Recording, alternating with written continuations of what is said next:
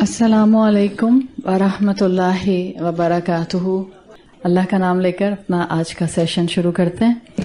الحمدللہ رب العالمین والصلاة والسلام علی اشرف الانبیاء والمرسلین وعلی آلہ وصحبہ ومن استنى بسنتہ الی یوم الدین۔ اللہم جعلنا منہم ومن الذین آمنوا وعملوا الصالحات وتواصوا بالحق وتواصوا بالصبر آمین یا رب العالمین۔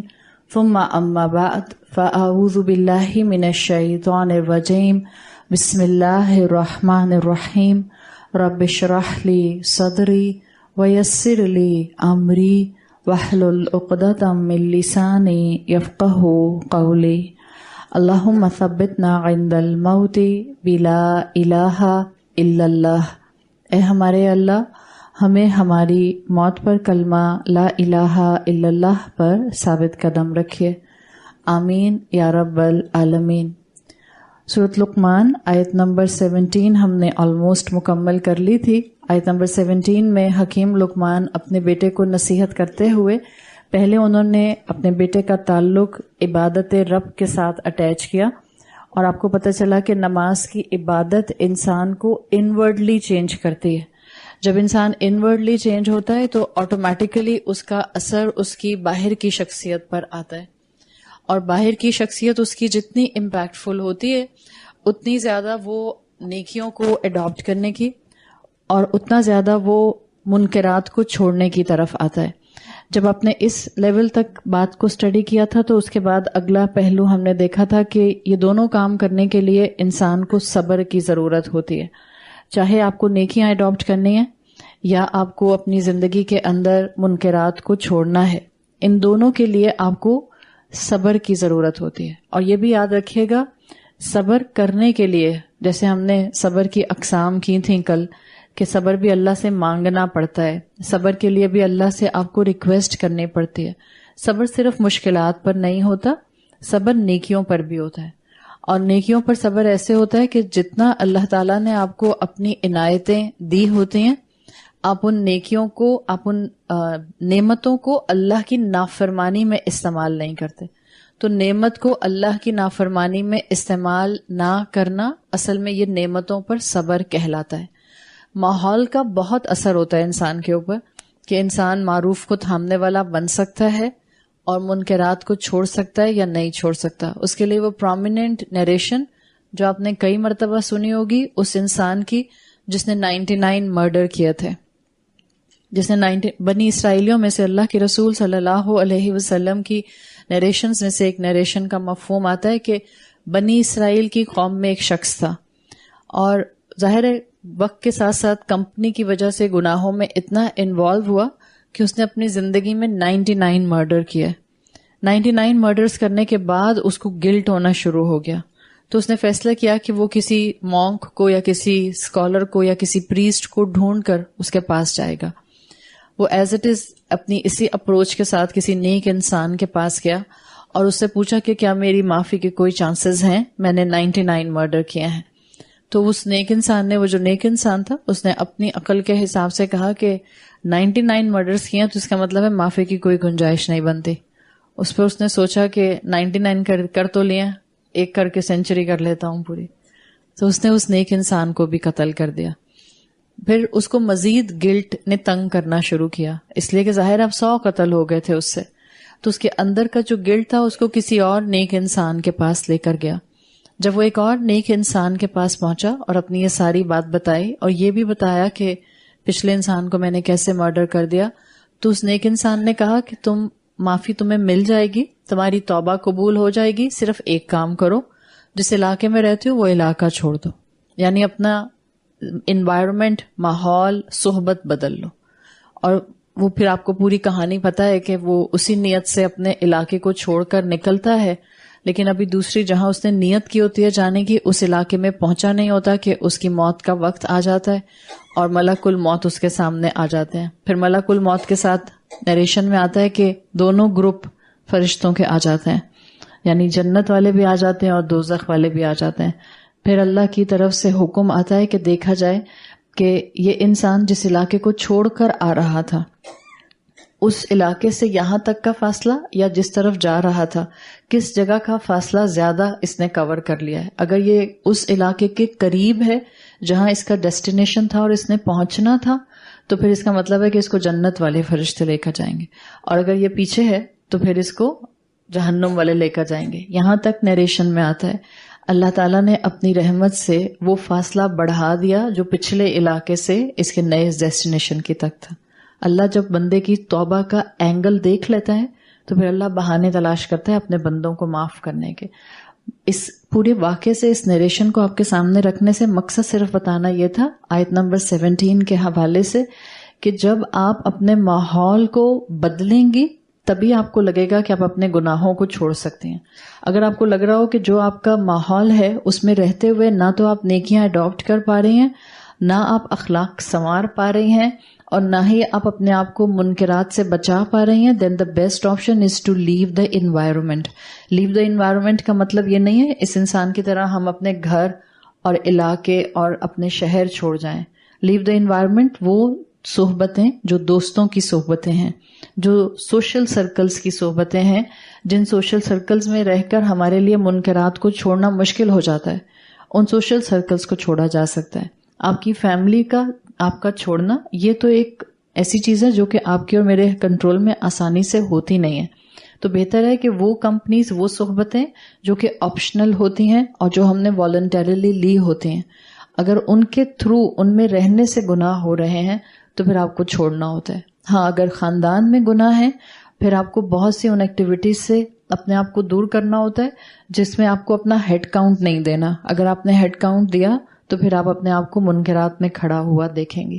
اللہ تعالیٰ انسان کی رہنمائی کر دیتا ہے جب وہ اللہ سے مدد مانگتا ہے, اور ٹیمپٹیشنز کے اوپر, آزمائشوں کے اوپر, بہت سے آس پاس کے جو ومز اور ڈیزائرز ہیں اس کے اوپر اللہ تعالیٰ انسان کو صبر کی توفیق بھی دے دیتا ہے. اس لیے میں نے کل آپ کو بتایا تھا کہ اسکالرز کے نزدیک جو سب سے مشکل صبر ہے وہ صبر علی المحظور ہے, یعنی وہ جو آپ اپنی خواہشات کو کنٹرول کرنے کے اوپر کرتے ہیں.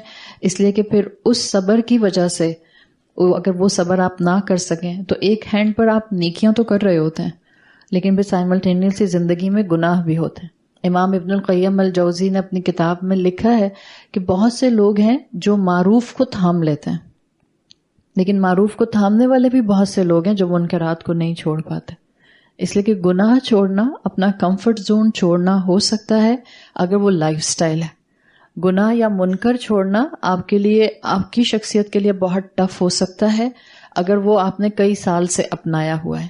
صرف وہی اللہ کا بندہ چھوڑتا ہے جس کو صحیح صبر نصیب ہو جاتا ہے, جس کو اللہ کی طرف سے صبر کے مراتب نصیب ہو جاتے ہیں, بیئر منیمم صبر سے اوپر اٹھ جاتا ہے, رب سے تعلق مینٹین رکھتا ہے.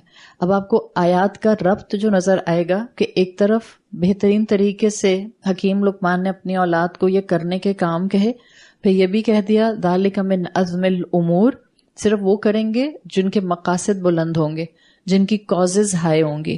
اور اگلی آیت جو آ رہی ہے اس سے آپ کو پتہ چل جائے گا کہ اگر تمہارے اندر یہ نیکیاں آ جائیں, مثال کے طور پر یہ 4 آپ نے بہترین ایسپیکٹ اپنی شخصیت میں اکٹھے کر لیے, نماز قائم کر لی, معروف کو تھامنا شروع کر دیا, دین پر آپ کمپرومائز نہیں کرتی ہیں, منکرات سے اپنے آپ کو بچانے لگ گئیں, صبر آپ نے اللہ سے مانگ لیا کہ اللہ میں نعمت ہوتے ہوئے بھی صبر کروں, نعمت چلی جائے تو بھی صبر کروں. جس انسان میں یہ 4 خوبیاں آ جائیں گی وہ ایک بہت بڑی شخصیت کے ایسپیکٹ کو کراس کر جائے گا, یعنی اس کا بڑا کریڈینشیل ہو جائے گا. جب کریڈینشیل ہو جائے گا تو وہیں شیطان اپنا کام کرتا ہے, اور وہ اسی چیز کو کیٹر کرنے کے لیے حکیم لقمان نے اپنے بیٹے کو اگلی نصیحت کی جو آیت نمبر 18 میں آ رہی ہے, وَلَا تُسَعِّرْ خَدَّكَ لِلنَّاسِ وَلَا تَمْشِ فِي الْأَرْضِ مَرَحًا إِنَّ اللَّهَ لَا يُحِبُّ كُلَّ مُخْتَالٍ فَخُورٍ. اپنے آپ کو اپنی چیکس کو چڑھا چڑھا کر یا اترا کر جو ہے اب لوگوں کے ساتھ معاملہ نہ کرو, زمین پر ایسے مت چلو کہ تمہارے اندر مراح یعنی ایکسٹرا آرڈنری فخر نظر آئے. ان اللہ لا یحب کل مختال فخور, اللہ کو فخر کرنے والے اور بوسٹ کرنے والے بالکل پسند نہیں ہیں. اس آیت میں آپ کو حکیم لقمان اپنے بیٹے کو 2 نصیحتیں کرتے ہوئے مل رہے ہیں, اور یہ 2 نصیحتیں جس میں 2 کام کرنے سے منع کیا گیا ہے. آیت نمبر 19 میں 2 کام حکیم لقمان بتائیں گے جن کے کرنے کا کہا گیا ہے، اور یہ وہ 4 کام ہیں ٹوٹل آیت 18 اور 19 میں جس میں پورا تزکیۃ الاسلام امبیڈڈ ہے. یعنی کہ آپ اپنے بچوں کو سکھانا چاہ رہی ہیں کہ میں بیسک کون سی 4 چیزیں 1 سال میں سکھا دوں، اب یہ 4 چیزیں سکھانا شروع کر دیں. ان 4 چیزوں کے اندر بہت سی اور مائنیوٹ ڈیٹیلز موجود ہیں. یہ 4 پرنسپلز ہیں اور ان پرنسپلز کے پھر آگے سب ڈویژن ہو جاتے ہیں. تو حکیم لقمان نے پہلی جو اپنے بیٹے کو نصیحت کی، وہ نصیحت اور پھر جو دوسری، ان میں دونوں میں کسی کام سے روکا گیا ہے. پہلے میں آپ کے سامنے 4 الفاظ جو یہاں آئے ہیں اس کا میننگ رکھ دیتی ہوں عربی کے حساب سے. تسعر کا لفظ صاد عین را سے ہے. تسعر عربی میں سعر صاد عین را، اونٹ کی ایک بیماری ہوا کرتی تھی. ظاہر عرب صحرا تھا اور ان کا پرومیننٹ جانور یا تو گھوڑا تھا یا اونٹ تھا. تو اونٹ کو بیماری ہو جایا کرتی تھی جس میں اس کی گردن کی کوئی نرو دب جایا کرتی تھی، اور اس نرو کے دب جانے کی وجہ سے اس کی گردن ٹیڑھی رہتی تھی. مطلب اگر وہ سامنے سیدھا چل بھی رہا ہے تو اس کی کسی رائٹ یا لیفٹ سائڈ پر گردن جو تھی وہ کانسٹنٹلی ٹلٹڈ رہتی تھی. یہ ایک محاورے کے طور پر پھر وقت کے ساتھ ساتھ استعمال ہونے لگ گیا عرب کلچر میں. یعنی سعیر بیماری تھی جو اونٹ کی گردن کی بیماری تھی، جس میں اس کی گردن پھر سیدھی نہیں ہو سکتی تھی کسی نرو کے پریس ہو جانے کی وجہ سے، اور اس کی وجہ سے جب وہ چلتا تھا تو سیدھا بھی چلتا تھا تو سامنے دیکھ کر نہیں چلتا تھا، سامنے کی رائٹ یا لیفٹ گردن ٹیڑھی کر کے دیکھ کر چلا کرتا تھا. اسی چیز کو جب آپ اونٹ کو دیکھیں تو ایک ایٹیٹیوڈ کے ساتھ چلتا ہوا نظر آتا تھا. جب یہ ایٹیٹیوڈ کے ساتھ چلتا ہوا نظر آتا تھا تو اس چیز کو میٹافور بنا لیا گیا، یعنی ایک فیگوریٹو سپیچ کے طور پہ، ایک محاورے کے طور پر عرب نے استعمال کرنا شروع کر دیا. اگر کوئی بہت تکبر کی چال چلتا تھا تو عرب کہا کرتے تھے وَلَا تُسَعِّرْ خَدَّكَ، ایسے مت چلو کہ تمہارے اندر سے جو تکبر ہے وہ تمہاری گردن کو ٹیڑھا کر کے دکھائے. تو یہ تسعر بیسیکلی بیماری سے شروع ہوا تھا اور پھر یہ آ گیا انسانوں کے اوپر ایک کونوٹیشن جو کہ تکبر کو مینشن کرتی ہے. اکثر انسانوں کو بھی ہو جاتا ہے نا، وہ اگر آپ کی کوئی سٹروک ہو جائے خدا نخواستہ کسی کو، اور سٹروک کا امپیکٹ آپ کی فیشل کسی نرو پر آ جائے تو آپ کی فیشل نرو جو ہے وہ ویسٹ ہو جائے یا وہ ٹوسٹ ہو جائے، اس کی وجہ سے بعض لوگوں کا چہرہ یا رائٹ کی طرف انکلائنڈ ہو جاتا ہے یا لیفٹ کی طرف ہو جاتا ہے. تو یہ ایک ایٹیٹیوڈ تھا جس کو بعد میں اس بیماری سے ڈپکٹ کیا گیا. دوسرا لفظ یہاں پر آیا ہے مراحن. مراحن آتا ہے ایکسٹرا آرڈنری ایکسائٹمنٹ کی سٹیٹ، یعنی خوش ہونے کی بھی انتہائی سٹیٹ، انتہائی درجہ ہیپینس کا مراحن کی کیٹیگریز میں آتا ہے. یعنی ایسا نہیں کہ آپ کہیں کہ خوشی اتنی بڑی ملی ہے کہ میں خوش ہو رہی ہوں. مراحن آتا ہے جب آپ خوشی میں باؤنڈریز سے باہر چلے جائیں تو اس کے لیے مراح کا لفظ، مراحن کا لفظ استعمال کیا جاتا ہے، ایک اوور دا ٹاپ فیلنگ جو آتی ہے. مختالن کا لفظ جو یہاں پر آیا ہے، مختال اختیال سے ہے. اختیال اردو زبان میں بھی اگر آپ سمجھیں تو 2 طرح سمجھایا جاتا ہے. خیال آپ اردو میں استعمال کرتے ہیں. خیال is any kind of imagination. اختیال will be kind of an imagination جس میں انسان اپنے آپ کو بہت کچھ سمجھتا ہے، فل آف یور سیلف. اختیال کہتے ہیں ایسا خیال جس میں آپ اپنے آپ کو بہت کچھ سمجھتے ہیں. اختیال ایک گھوڑے کی بھی خاص قسم کی چال ہوتی ہے. آپ نے لفظ سنا ہوگا، اردو میں آتا ہے تمکنت، تمکنت کی چال چلنا.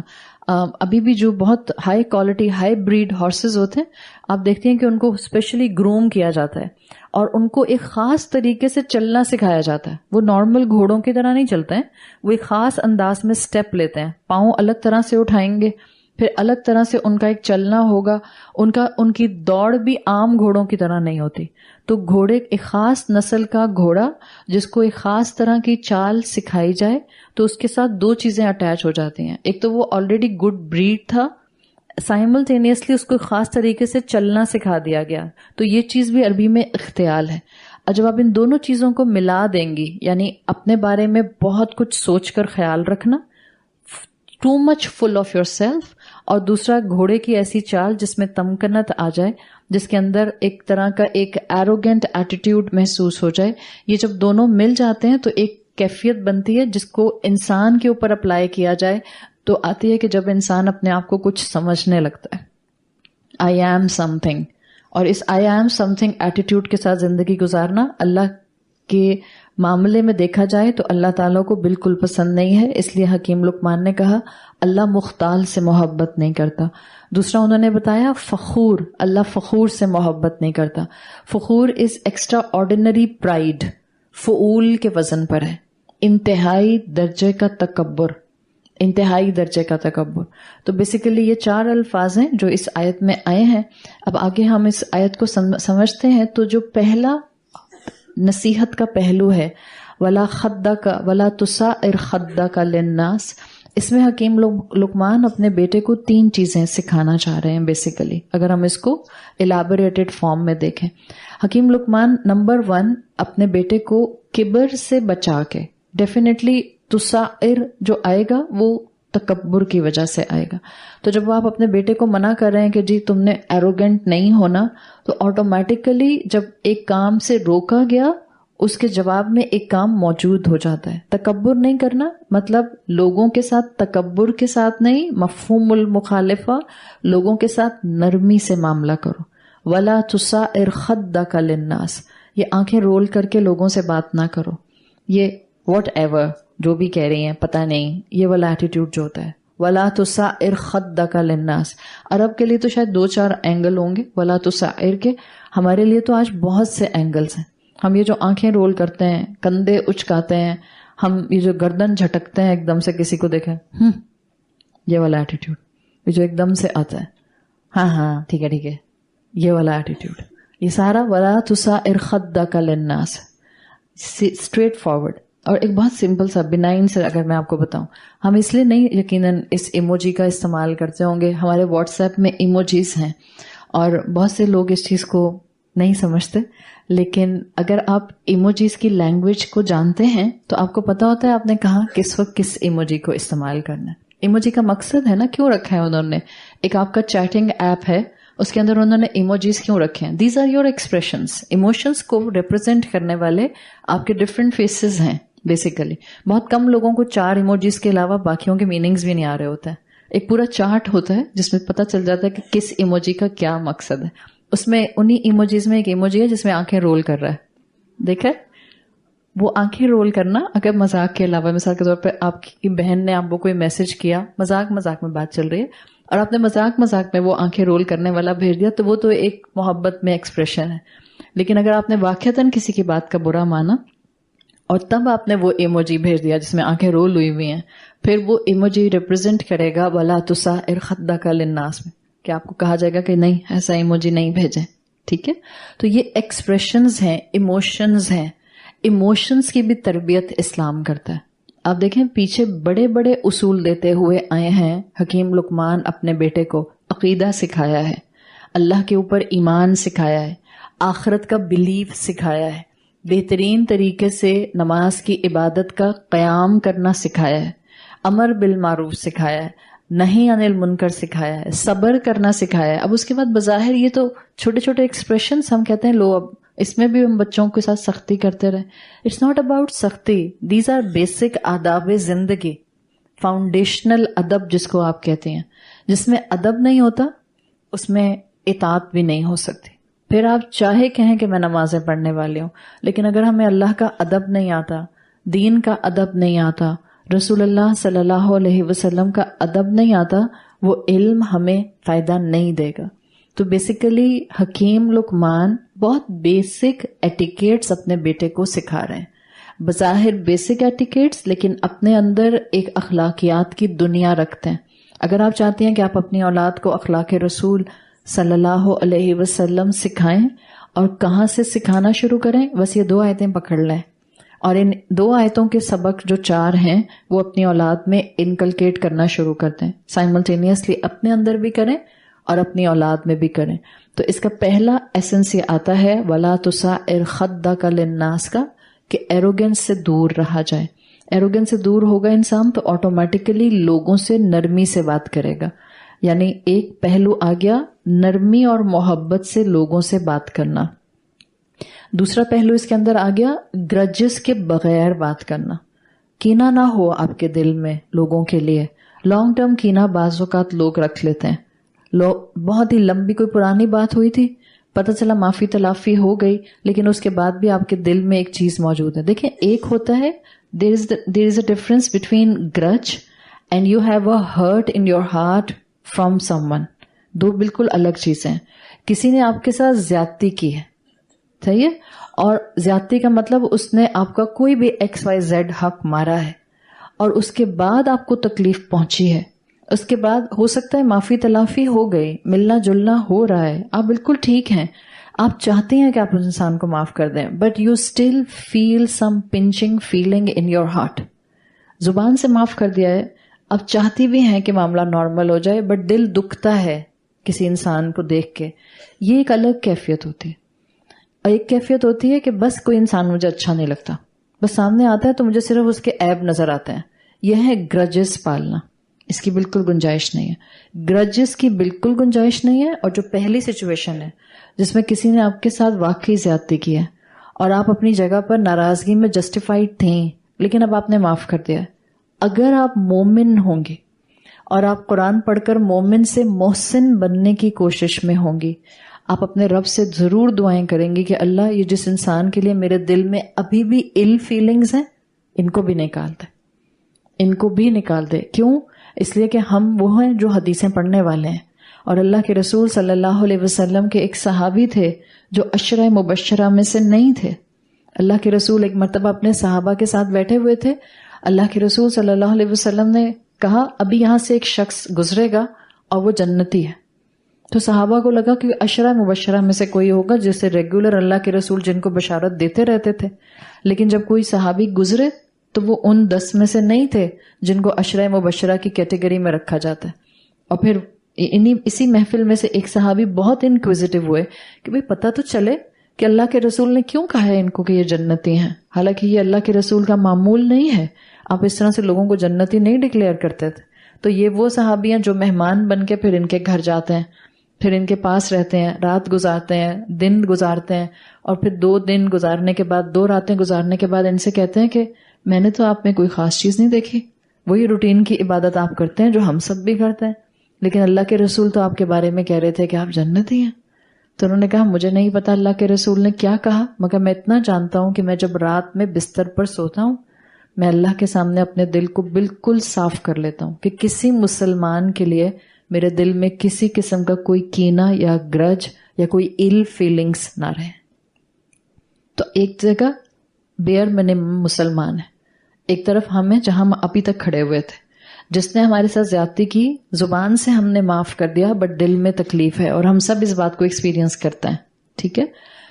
دوسری گرج کی بات آتی ہے, بس کسی انسان سے کیمسٹری نہیں ملتی, اس کی کسی غلطی کی وجہ سے, اس کی کسی کمزوری کی وجہ سے, اس کی کسی برائی کی وجہ سے, لیٹ سے جھوٹ بہت بولتا ہے, اب آپ کو وہ انسان اچھا نہیں لگتا ہے, وہ گرجز ہو جاتے ہیں پھر. اور گرجز میں کیا ہوتا ہے کہ اب وہ انسان آپ کے سامنے جب بھی کوئی بات کر رہا ہوتا ہے آٹومیٹک ذہن آپ کو کہہ رہا ہوتا ہے جھوٹ بول رہا ہے, جھوٹ بول رہا ہے. یہ گرجز ہیں, اس کی تو بالکل گنجائش نہیں ہے. ٹھیک ہے. لیکن جو پہلی سچویشن ہے جس میں آپ جسٹیفائڈ ہیں, اگر آپ کو محسن بننے کے راستے پر آنا ہے, آپ یہاں سے بھی اپنے رب سے دعا کرنا شروع کریں گی کہ اللہ میرا دل اس انسان سے صاف کر دے. تو وَلَا تُسَعِّرْ خَدَّكَ لِلنَّاسِ میں پہلا اینگل ہے محبت سے لوگوں سے بات کرنا, ادب سے بات کرنا, شفقت سے بات کرنا, ڈیسنٹ وے میں بات کرنا. وَلَا تُسَعِّرْ خَدَّكَ لِلنَّاسِ میں دوسرا اینگل ہے کہ آپ کا لوگوں کے ساتھ گرجز نہ رکھنا, دلوں کو پاک رکھنا. امام طبری نے ایک تیسرا اینگل مینشن کیا ہے, تشدق. تشدق, تا شین دال قاف, کینچی والی قاف. تشدق. تشدق آتا ہے بہت روڈلی بات کرنے کے لیے, ویری روڈلی, جس میں آپ کے چہرے کے اوپر جھنجھلاہٹ محسوس ہو جائے. وَلَا تُسَعِّرْ خَدَّكَ لِلنَّاسِ. مثال کے طور پر بعض اوقات آپ کسی سے بات کر رہے ہوتے ہیں تو آپ دیکھ کہیں اور رہے ہیں اور بات کہیں اور کسی سے کر رہے ہیں. اٹس ناٹ لائک کچھ لوگ ویسے ہی نظر آئی کانٹیکٹ نہیں کرتے, میں ان کی بات نہیں کر رہی ہوں. جو لوگ due to shyness eye contact نہیں کرتے وہ نہیں آتے اس کے اندر. تشدق میں, تشدق میں آتا ہے due to the arrogance you are adopting the rude attitude. آپ کسی کی طرف دیکھنا بینیتھ ڈگنیٹی سمجھتے ہیں, کسی کی آنکھوں میں آنکھیں ملا کر آپ اس لیے بات نہیں کر رہی, آپ کو لگتا ہے کہ نعوذ باللہ تھرڈ کلاس پیپل, ان سے کیا آنکھیں ملا کر بات کروں, یہ تو اتنے ڈیزرونگ بھی نہیں ہے کہ میں ان کو اپنا اتنا ٹائم دے دوں. تشدق کی کیٹیگری ولا تسعر خدک للناس میں آتی ہے امام طبری کے مطابق. اور دیکھیں یہ اس وقت ہوتا ہے, بعض اوقات ایک محفل میں آپ بیٹھے ہوتے ہیں, کوئی انسان ہے جس کے ساتھ آپ کو کانسٹنٹ ایک رفٹ آتا ہے, آپ سب کی باتوں پر جواب دیتے ہیں, آپ اس کی بات پر جواب نہیں دے رہے ہوتے. اگر آپ کو محسوس ہوتا ہے کہ کسی انسان کے ساتھ آپ کا ایسا معاملہ ہے جس میں آپ کا واقعی ان سے بات کرنے کا دل نہیں کرتا ہے, then you have to read yourself and then you have to rectify the problem. اور اگر ایسی کوئی بات نہیں ہے, صرف ویسے ہی آپ کو لگا کہ بات کرنے کا موقع نہیں ملا, تو ایک اگلا فیکٹر آ جاتا ہے. تشدد کے اندر جان بوجھ کر کسی کو اگنور کرنا آتا ہے, وہ بھی ولا تسعر خدک للناس میں آ جاتا ہے. اللہ کے رسول صلی اللہ علیہ وسلم کا معمول تھا, آپ جب کسی سے بات کیا کرتے تھے, دو پہلو آپ کی کانورسیشن کے پرومیننٹ ہوتے ہیں. جب بھی صحابہ نے اپنے ساتھ گفتگو کو ایکسپلین کیا رسول اللہ کے ساتھ, آپ صلی اللہ علیہ وسلم جب کسی سے 101 بات کرتے تھے, بار بار اس کا نام لیا کرتے تھے. یہ آپ صلی اللہ علیہ وسلم کی ایک آپ کہہ سکتے ہیں سنت تھی. تو اگر آپ بھی سامنے بیٹھی ہوئی اپنے کسی دوست سے, بہن سے, بیٹی سے بات کر رہی ہیں اور بار بار نام لے رہی ہیں, آپ آؤٹ آف محبت نام لیتے ہیں. اور جب آپ آؤٹ آف محبت نام لیتے ہیں یہ سوچ کے کہ اللہ کے رسول کی سنت بھی ہے, تو اس پر آپ کو اجر بھی ملتا ہے. ایک اللہ کے رسول جب کسی سے کنورسیشن کرتے تھے تو اس کا ایڈریس کر کے نام لیا کرتے تھے, اور دوسرا اللہ کے رسول جس سے بات کیا کرتے تھے اپنا پورا پہلو اس کی طرف کر لیتے تھے. یہ نہیں پوری گردن موڑ کے کیا اچھا, ایسے نہیں, بس آپ پورا اپنا پہلو اس کی طرف کر لیں تاکہ اس کو لگے کہ آپ اس کی طرف متوجہ ہیں.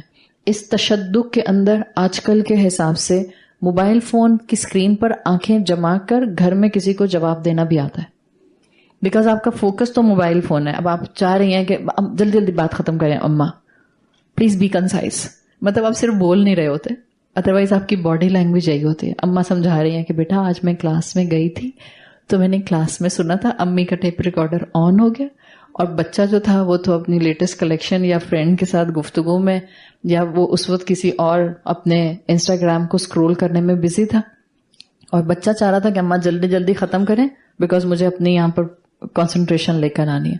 اور وہ جو ایک باڈی لینگویج آتی ہے جس میں آپ اماں کو منہ سے نہیں کہہ رہے ہیں اماں پلیز بی کنسائز, چھوٹی بات کریں, مگر آپ کا جٹری ہونا محسوس ہو جاتا ہے. اگر آپ واقعی ماں کی بات سنتے ہوئے جٹری ہو رہے ہیں بیکاز آپ کو لگ رہا ہے آپ ماں کی بات سے زیادہ امپورٹنٹ کام کر رہے ہیں, تو ولا تسعر خدک للناس میں یہ چیز آ جائے گی. اینڈ فار دا وائفس, صرف بچوں کو تھوڑی بتانی تھی بات, آنٹیاں بھی تو بیٹھی ہوئی ہیں. جب آپ اپنے, ہو سکتا ہے آپ یہاں کے نوٹس بناتے ہیں, اس کے بعد آپ کا اور دل چاہتا ہے تو آپ جب شام میں ریکارڈنگز آتی ہیں تو آپ اس وقت اس کو اور فیئر کرنے کی کوشش کرتے ہیں. پتہ چلے کہ آپ اپنی کاپی پینسل اور چشمہ لگا کر بیٹھ گئی, اور آپ کے میاں جی آپ کے برابر میں آ کے بیٹھ کے اب وہ آپ کو اپنی کہانی سنا رہے ہیں کہ آج کیا ہوا, اور جلدی جلدی بات ختم کریں بیکاز میں پلے کر کے اس کو سن سکوں. تو بعض اوقات یہ جو کیفیات ہے نا, ہمیں لگتا ہے یہ بہت ہی کوئی بڑی ہیوج کیفیات ہوں گی تب جا کر میں اس کا شکار ہو جاؤں گی. یہ تو وہ کیفیات ہیں جن کو ڈیلی بیسس پر ہمیں کیئرفل ہو کر دیکھنا ہوتا ہے کہ کہیں میری شخصیت کا حصہ تو نہیں بن رہی, کہیں میں کسی کو تکلیف پہنچانے کا باعث تو نہیں بن رہی. تو یہ ولا تسعر خدک للناس میں بیسیکلی حکیم لقمان نے ایک ایروگنٹ ایٹیٹیوڈ سے روکا ہے, لیکن جو الفاظ استعمال کیے اس میں ایکسپریشن بتا دیا. یہ نہیں کہا کہ تم ان لوگوں کے ساتھ اپنی چیکس کو ایسا نہ کرنا, یا ان لوگوں کے ساتھ گردن پھیر کے بات نہ کرنا جو کہ اصل میں تمہارے ساتھ جو ہوں گے وہ کوئی بہت اچھے ہوں گے, یا وہ جو تمہارے ساتھ کسی اینگل سے بدتمیزی کر رہے ہوں گے. ایک جنرل سٹیٹمنٹ ہے, کسی بھی صورت میں کوئی بھی برابر میں ہو یہ انداز گفتگو اچھا نہیں ہے. تو یہ ایک نصیحت حکیم لقمان کی ہے. پھر اس کے بعد اگلی نصیحت ہے ولا تمشی فی الارض مرحا, زمین پر اتراتے ہوئے نہ چلو. اب ایک لاجیکل سوال میرا خیال ہے کسی بھی قرآن کو سمجھنے والے کے ذہن میں آ سکتا ہے, تمشی فی الارض کیوں آیا؟ تمشی کا مطلب ہوتا ہے چلنا, مشا یمشی چلنا, تو چلتے تو ہم زمین پر ہی ہیں. ہم تو اگر ہوا میں ہوں گے تو ہم ہوور کر رہے ہوں گے نا, ہم اسپیس میں چلتے تو نہیں ہیں, ہم اسپیس میں ہوور کر رہے ہوتے ہیں, ہم پانی میں تیر رہے ہوتے ہیں, ہوا میں اڑ رہے ہوتے ہیں. ولا تمشی فی الارض، یہ زمین پر چلنے کی کیا بات ہے؟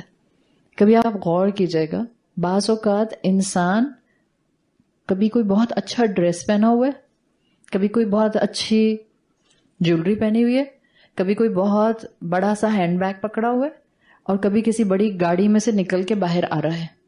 پھر جو اس کی ایک چال ہوتی ہے وہ کوئی اور نہیں جانتا، وہ خود جانتا ہے. وَلَا تَمْشِ فِي الْأَرْضِ مَرَحًا، یہ مراح کی کیفیت، ایکسٹرا آرڈنری فخر کی کیفیت انسان میں اس کی مٹیریلسٹک نعمتوں کی وجہ سے آ جاتی ہے اور بہت سوئفٹلی پینیٹریٹ کرتی ہے، بہت سوئفٹلی. اس چیز کو حکیم لقمان نے یہاں منع کیا ہے. اور بعض اسکالرس نے ولا تمشی فی الارض کو لیا ہے، فی الارض کو وہ کہتے ہیں this is about your public appearance, یعنی جب آپ گھر کے علاوہ باہر لوگوں میں ہوتے ہیں تو یہ کیفیت کہ تکبر کے ساتھ چلنا یہ بہت پرومیننٹ ہو جاتا ہے. So you have to be very careful جب آپ اپنے سوشل سرکلز میں ہوں. اسکول میں آپ کا اٹھنا بیٹھنا، کالج میں آپ کا اٹھنا بیٹھنا، پارٹیز میں آپ کا اٹھنا بیٹھنا، جو آپ کے اپنے فرینڈز کے سرکلز ہیں، کلبز ہیں، کٹی پارٹیز ہیں، آپ کی گیدرنگز ہیں، وہاں پر آپ کس کیفیت کے ساتھ اور کس مائنڈ سیٹ کے ساتھ چلتی پھرتی ہیں، پبلک اسپیسز کی بات ہے. اب گھر میں اتراتے ہوئے چل سکتے ہیں؟ چل کر تو دکھائیں. گھر میں میرا خیال ہے بڑے سے بڑا بھی اترانے والا اپنے گھر میں بلی بن جاتا ہے، کوئی اتراتے ہوئے نہیں چلتا ہے گھر میں. یہ آپ کو قرآن کی خوبصورتی نظر آئے گی، یہ حقیقت میں لیونگ میریکل ہے. آپ اس کو آج پڑھ رہے ہیں اور ایسے لگ رہا ہے جیسے یہ ہمارے لیے ڈیزائن کیا گیا ہے، حالانکہ یہ 1450 سال پہلے عرب کے معاشرے پر نازل کیا گیا تھا. ایسے ہی اس کو معجزہ رسول صلی اللہ علیہ وسلم نہیں کہا جاتا. آپ پبلک سپیس پر اتراتے ہوئے چلتے ہیں. تو بیسیکلی سمجھ جس کو آ جائے اس کو یہ سمجھ آ جائے گا کہ سوشل سیٹنگز میں انسان کو اپنے آپ کو تکبر سے کتنا بچانا ہوتا ہے. اس میں پہلا مائنڈ سیٹ اپنا اڈاپٹ کر لیں. جب بھی کچھ پہن کے جا رہے ہوں تو کبھی بھی ذہن میں یہ خیال نہ آئے سب سے اچھی میں ہی لگوں، سب سے اچھی میں ہی لگوں، سب سے اچھی میں ہی دکھوں. آپ دیکھیں اگر سب کا لباس، میں صرف آپ کو ایک اس پوائنٹ آف ویو سے کہہ رہی ہوں جس میں آپ کو سوچنے کے لیے ایک دائرہ مل جائے گا. اگر سب کا لباس کا سلیکشن اسی فریم آف مائنڈ سے ہو جائے کہ کوئی کسی سے کمپٹیشن نہیں کر رہا ہے، سب اس لیے پہن رہے ہیں کہ جو اللہ نے ان کو دیا ہے اور وہ اپنے آپ کو خوش کرنے کے لیے پہن رہے ہیں. دس از بٹوین دس بندہ اینڈ دا رب. تو معاشرے کے اندر سے یہ ریٹ ریس ختم ہو جائے. اور یہ وہ کیفیات ہیں جو بالکل آج کے ایشوز ہیں، آج کے ایشوز ہیں. جب آپ اس کو دیکھیں گے، میں ڈینائی نہیں کرتی ہوں کبھی بھی اچھا پہننے کو یا اچھا خریدنے کو، لیکن there should be a limit of it. Lawn کا جوڑا 15,000 کا اگر آتا ہے تو پارٹی ڈریس عام سے بالکل جس کو آپ کہتے ہیں نا بالکل ریگولر سے پارٹی ڈریس جس کو دیکھ کر آپ کو لگ رہا ہوتا ہے صرف سلک ہی نظر آ رہا ہے، بس 70,000 80,000 اور آنکھیں بند کر کے عورتیں خرچ کر رہی ہیں. دیر از نو سیٹ اسٹینڈرڈ کہ کہاں کس کا اسراف ہوگا، بیکاز ہر ایک کی اپنی بریکٹ ہے. اسلام نے کوئی اسٹینڈرڈ نہیں لگایا زکوٰۃ کی طرح. زکوٰۃ پر لگا دیا اسٹینڈرڈ 2.5% دیں گے سب کے سب، جتنی بھی ایسٹ ہوگی اس کے اوپر کر لو ملٹی پلائی. لیکن اسراف کہاں ہوگا اس کے اوپر کوئی پرسنٹیج نہیں دی کہ اگر تم نے 12% خرچ کر لیا اپنی انکم میں سے تو تم سے اسراف ہو جائے گا. یہ اللہ کے دین کی حکمت ہے، یہ اس دین کی خوبصورتی ہے. یہاں بریکس لگائی نہیں ہیں، انسان پر چھوڑ دیا ہے تاکہ انسان خود سوچے. بعض اوقات ہمارے اندر ہماری نعمتوں کی وجہ سے، نعمتوں پر صبر نہ ہونے کی وجہ سے ایروگنس آنا شروع ہو جاتا ہے. اور یاد رکھیں اسکالرس کہتے ہیں مشکلات کے امتحان آسان ہیں نعمتوں کے امتحان کے مقابلے میں. ہم اپوزٹ سمجھتے ہیں، ہمیں لگتا ہے مشکل کا امتحان زیادہ ٹف ہے، حالانکہ نعمت میں زیادہ امتحان ٹف ہوتا ہے. Because when things are in your approach, چاہے وہ گناہ ہے یا وہ دنیا حاصل کرنا ہے، when things are in your approach and then you are using your brakes just for the sake of your Rabb، تو اس میں بہت اجر ہے، بہت صبر ریکوائرڈ ہے، اور اس میں آپ کی شخصیت کی بہت تربیت ہوتی ہے. تو سائن آف ایروگنس سے بچنے کے لیے حکیم لقمان نے اپنے بیٹے کو چلنے تک کا انداز بتا دیا کہ ایسے مت چلو کہ اتراتے ہوئے چلو. حالانکہ آپ دیکھیں تزکیۃ النفس کے چیپٹر میں چلنا تو سب سے معمولی عمل لگتا ہے، ہم کہیں بولنا سکھاتے، ہم کہیں اس کو اٹھنا بیٹھنا سکھاتے، ہم کہیں اس کو بڑوں کے ساتھ گفتگو کرنا سکھاتے، چھوٹوں کے ساتھ شفقت کرنا سکھاتے. یہ چلنا تو بالکل بیسک چیز ہے، بٹ یہ بیسک چیز ہی اپنے اندر شخصیت کا ٹھہراؤ دکھا دیتی ہے. تکبر ہوتا کہاں ہے؟ تکبر ایموشن ہے یا کوئی آرگن ہے آپ کا؟ ایموشن ہے. کہاں ہوتا ہے؟ یا دل میں یا دماغ میں؟ تکبر دل اور دماغ کی چیز ہے. تو یہ جو حکیم لقمان نے تزکیۃ النفس کے حوالے سے ولا تمشی فی الارض کہا ہے، یہ کیا بتا رہا ہے کہ دل و دماغ کے ایموشنز کو اگر کنٹرول نہ کیا جائے دے ریفلیکٹ آن یور پوری شخصیت، آپ کی پوری شخصیت پر آبویس ہو جاتے ہیں. آپ کی باڈی لینگویج ان ایموشنز کی وجہ سے بنتی ہے، آپ کی پوری شخصیت کا ریفلیکشن ان ایموشنز کی وجہ سے نظر آتا ہے. آپ کیسے کسی انسان کو بہت لونگ اور کسی انسان کو بہت ایروگینٹ ڈکلیئر کرتے ہیں.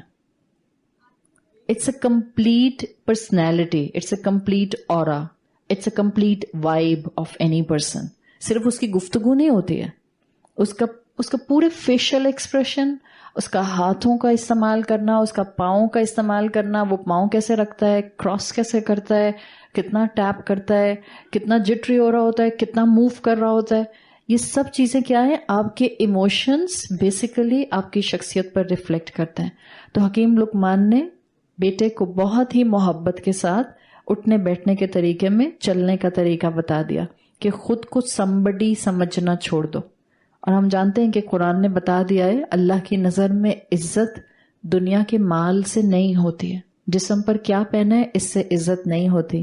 ان اکرمکم عند اللہ اتقاکم، تمہارے میں سے عزت دار وہ ہے جو اللہ کے نزدیک تقوی والا ہے.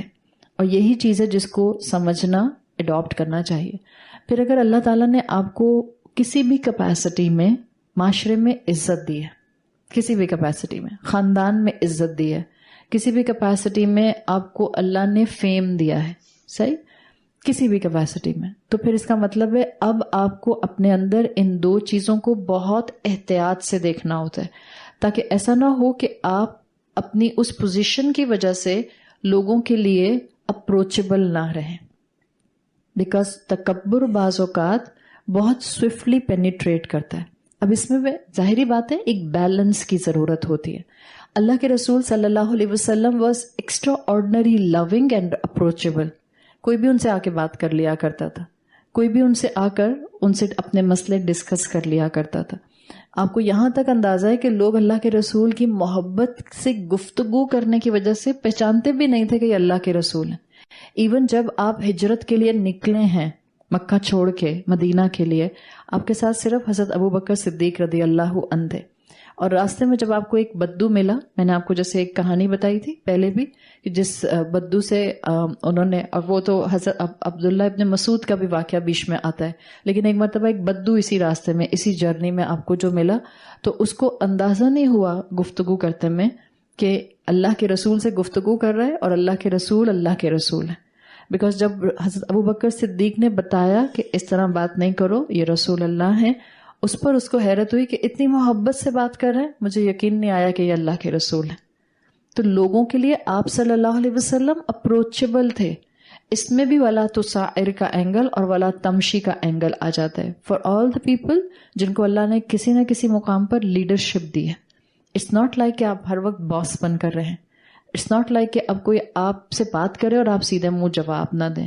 اٹس ناٹ لائک کہ اب آپ سے لوگ آ کر اپنے مسئلے مسائل حل نہ کرا سکیں یا بات نہ کر سکیں.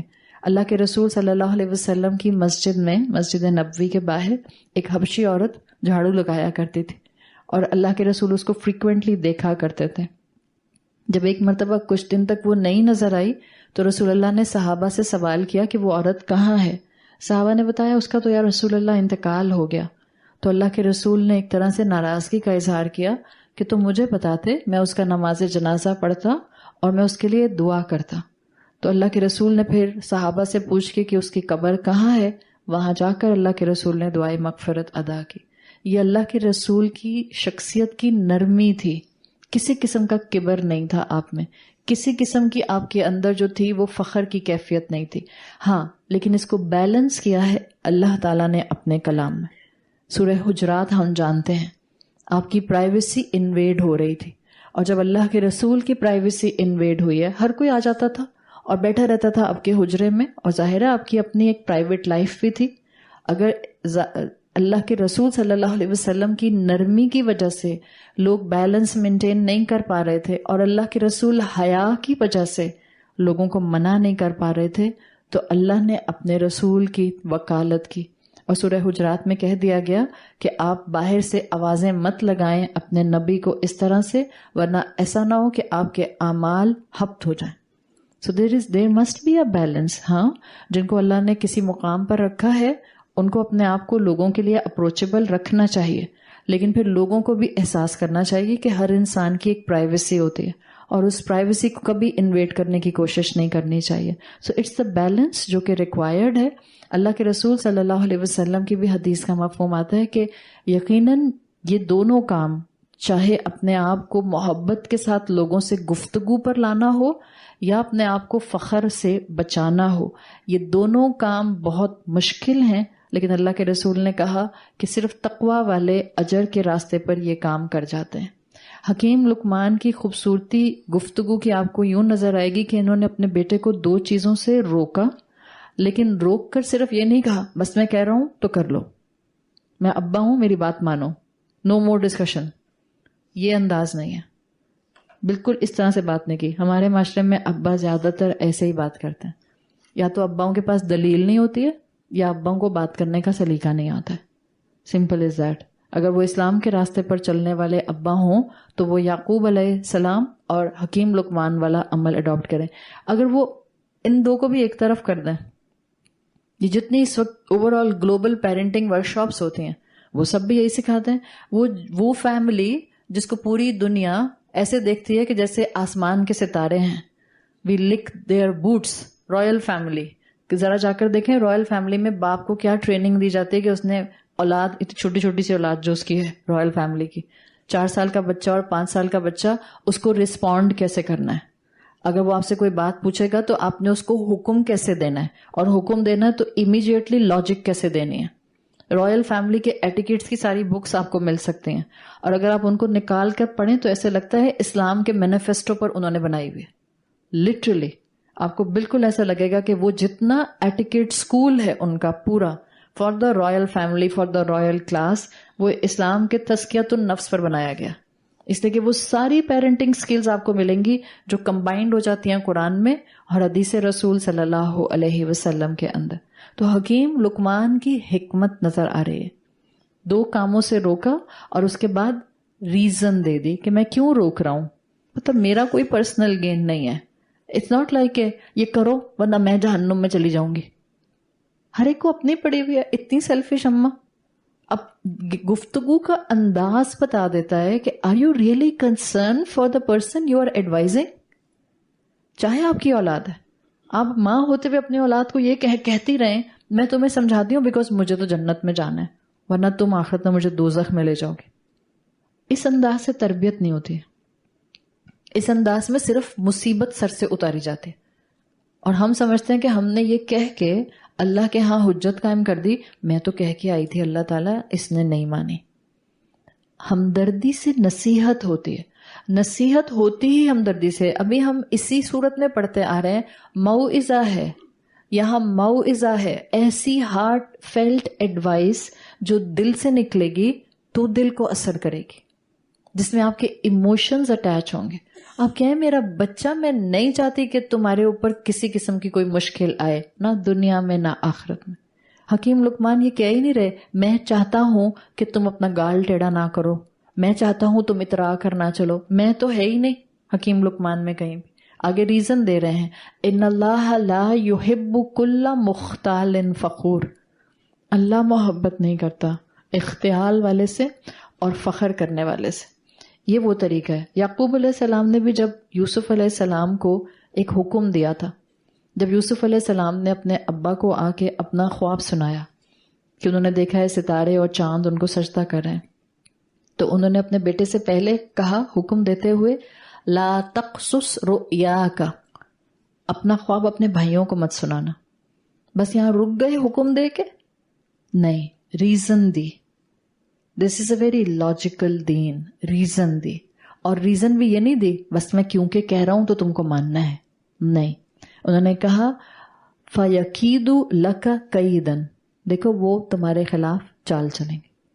ریزن کے ساتھ منع کیا کہ یہ کام کیوں نہیں کرنا ہے. تو اگر آپ کی اولاد آپ سے دین پر چلنے کی ریزن مانگتی ہے تو آپ کو دینی آنی چاہیے، اور اگر آپ کو دینی آنی نہیں آتی تو بھی آپ کو پریشان ہونے کی ضرورت نہیں ہے. آپ ان کو کسی استاد کے ساتھ اٹیچ کر دیں، آپ ان کو کسی کلاس کے ساتھ اٹیچ کر دیں، آپ ان کو اپنے ساتھ لے کر جائیں، آپ ان کو بھی اپنے ساتھ بٹھا کر سنائیں، آپ ان کے لیے بھی قرآن کے علم کا سامان کر دیں. یہ ریزن دینا، یہ آپ کو انبیاء کی، نیک انسانوں کی سنت نظر آئے گی کہ لاجک کے ساتھ بات کرتے ہیں کہ کس طرح سے اللہ کو کیا چیز پسند نہیں ہے. آگے آیا آیت نمبر 19 میں وَقْصِدْ فِي مَشْيِكَ، اپنی چال میں میانہ روی رکھو. پہلے کہا تھا اترا کر مت چلو، اب کہا اپنی چال میں میانہ روی رکھو. وَغْضُضْ مِنْ صَوْتِكَ، اپنی آواز کو لوور رکھو، اپنی آواز کو نیچا رکھو. اِنَّ أَنْكَرَ الْأَصْوَاتِ لَصَوْتُ الْحَمِيرِ، یقیناً آوازوں میں سب سے بری آواز گدھے کی آواز ہے. اب یہاں پر جو لفظ آیا ہے، میں 2-3 الفاظ آپ کے سامنے رکھ دوں جو آیت میں آئے ہیں. قصد جو آیا ہے، وَقْصِدْ فعل امر ہے. قصد کہتے ہیں ٹو سیک سم تھنگ، کسی مقصد کے ساتھ کچھ کام کرنا یا کسی مقصد کے ساتھ چلنا.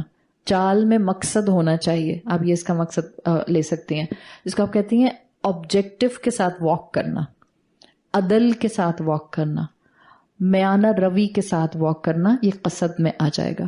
اغدد جو یہاں پر آیا ہے، وغدد، اغدد غدہ سے ہے، غین ضاد ضاد. غض البصر سنے، قرآن کی ٹرم ہے غض البصر.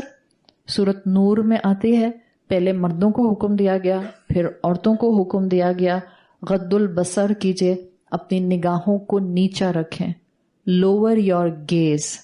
تو اغدد آتا ہے ٹو لوور سم تھنگ. اگر اغدد اصوات آیا ہے تو مطلب ہے اپنی آوازوں کو نیچا رکھیں.